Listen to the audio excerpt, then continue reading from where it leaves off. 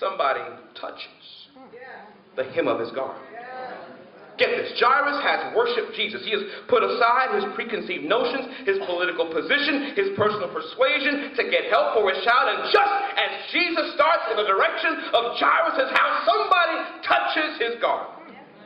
The text doesn't indicate what Jairus' reaction was, but I know how we do sometimes. When somebody gets in the way of what we want, of what we need, we have a tendency to put our Christian values aside. We become selfish and short-tempered and clannish and self-centered and disrespectful. Beloved, one of the negative byproducts of struggle and heartache and sickness and disease is that we often think we're the only one who's sick. Can you imagine what Jairus might be thinking? He could have argued this bleeding woman is getting in the way. His daughter's condition was more important than hers. Though sick and hurting, her hurt does not compare with my hurt. Beloved, it's true that the most promising treatments are too often set aside for those who are the well-connected. There are organized networks and support groups for those who fit the right profile, know the right people, use the right vocabulary, frequent the right places. We have allowed sickness and disease and struggle to divide us into those who are deemed worthy and those who are not. Those who deserve a healing and those who must get to the back of the line and wait. The text goes on to reveal that Jairus' worst fears have become reality. Down in verse 35 of the text that was read, word comes in that Jairus' daughter is dead. Someone says, why trouble the master even further? It's too late. It's over. Nothing can be done. Our children are a lost cause. Give up your fight. It's too late to impact their lives. Stop pushing for better health care. Stop working so hard for more parental support programs. Stop fighting for better schools. Why don't you just give up? Oh, but beloved, there is good news today.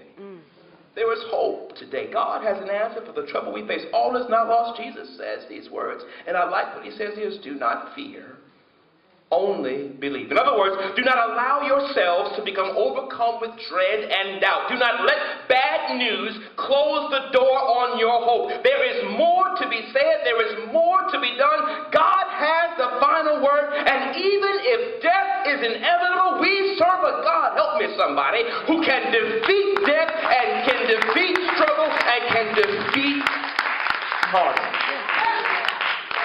We serve a God that can take that which is dead and breathe new life. So Jesus, I'm almost done, goes to Jairus' house and encounters a commotion. See, the backdrop of this event helps us understand what this was all about. First century Palestine society included these persons who were known as professional mourners. Help me somebody. These persons went from house to house where death has occurred and made huge scenes, weeping and wailing. And I believe it's true that these people still exist today. See, it's true, beloved, that when we in the church find it difficult helping people to live. Oh, but when they die,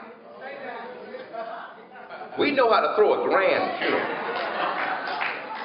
Now y'all looking at me like you don't know what I'm talking about. See, we are unable to deal with the drug addicted, the sexually abused, the emotionally disturbed. But if and when these folks die, man, we'll preach heaven down. We will sing and shout and run all over the place. We'll have a great old time in the Lord. But let me help you with something. Wouldn't it be wonderful if we could spend the same kind of passion, the same kind of push, the same kind of joy in reaching out and helping those while they are living?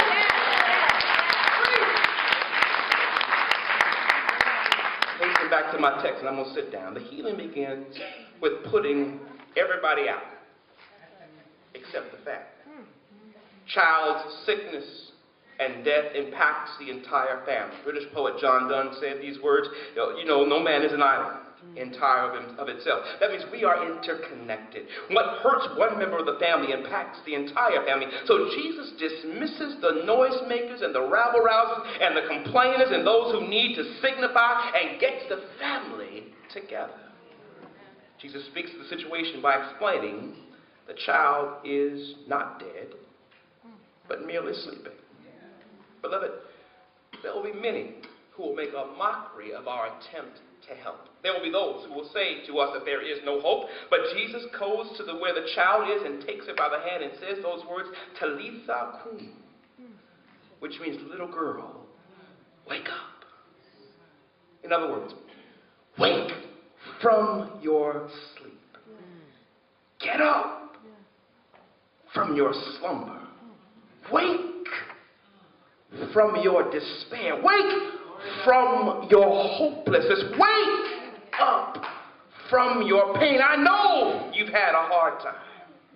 I know someone has said that you are finished, but I've come to tell you it's not over. Wake up. Wake up. Wake up. That means you're not dead. You're not dead. You're not dead. Somebody say that I'm not dead. You're not dead. You're alive. But you need to wake up.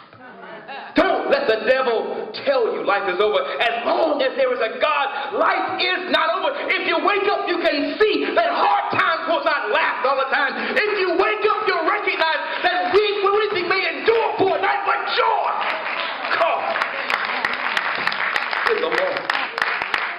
If you wake up, you can imagine your community change. If you wake up, you can see better schools. You can see more opportunity. You can see the change that you've been praying for if you wake up. The church is called to wake up, to get out of the sleep of satisfaction. No, we have not arrived. I know we've got a president who looks like us, who understands us, but our children still need us to wake up.